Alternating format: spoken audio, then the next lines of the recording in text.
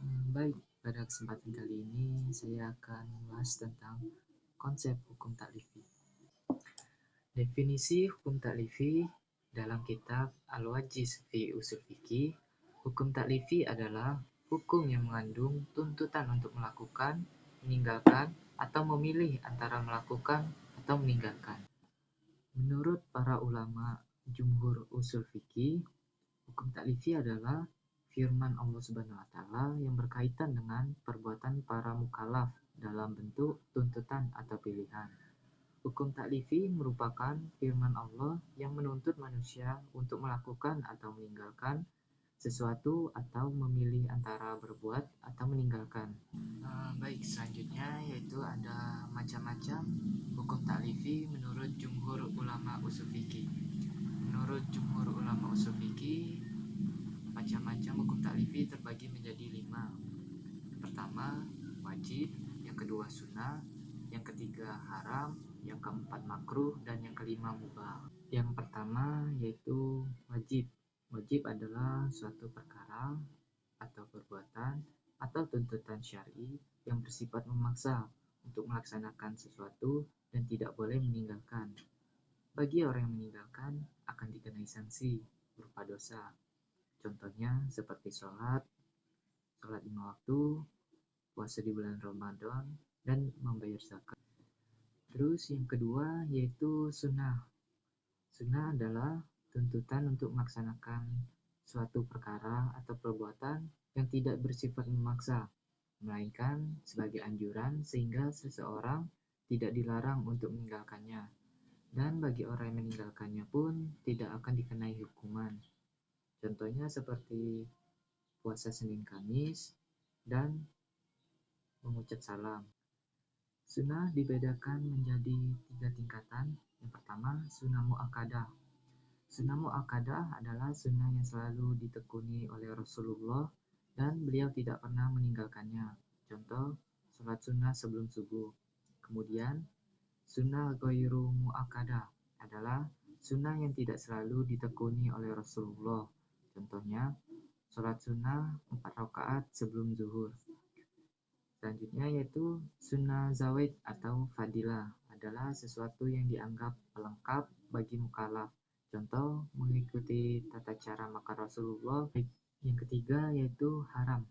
Haram adalah tuntutan untuk tidak mengerjakan sesuatu perbuatan dan tuntutan yang memaksa.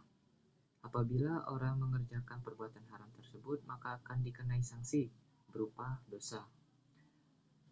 Haram pun dibagi menjadi 2, yaitu haram li zatihi dan haram li ghairihi. Haram li zatihi yaitu suatu keharaman langsung dan sejak semula ditentukan syar'i tentang keharamannya.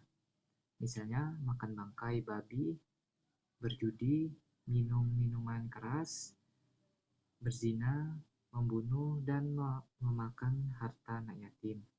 Sedangkan haram li ghairihi yaitu suatu yang pada mulanya dinyatakan tetapi dibarengi oleh sesuatu yang bersifat mudarat bagi manusia. Maka keharamannya adalah disebabkan adanya mudarat tersebut. Misalnya, melaksanakan sholat dengan memakai pakaian hasil dari maling. Yaitu makruh. Makruh adalah suatu tuntutan untuk meninggalkan suatu perbuatan, tetapi tuntutan itu diungkapkan melalui redaksi yang tidak bersifat memaksa, dan seseorang yang mengerjakan perbuatan tersebut dituntut untuk ditinggalkan, tidak dikenai hukuman. Makruh dibedakan menjadi 2. Yang pertama, makruh tahrim, dan yang kedua, makruh tanzih. Makruh tahrim adalah perbuatan yang dituntut paksa oleh syar'i untuk ditinggalkan mukallaf berdasarkan dalil doni, bukan berdasarkan dalil qati, seperti melamar perempuan yang masih dalam lamaran orang lain dan jual beli barang yang masih transaksi orang lain. Dalil kedua hal itu adalah hadis ahad yang merupakan dalil doni. Menurut Hanafiyah, makruh tahrim setingkat wajib. Selanjutnya, makruh tanzih.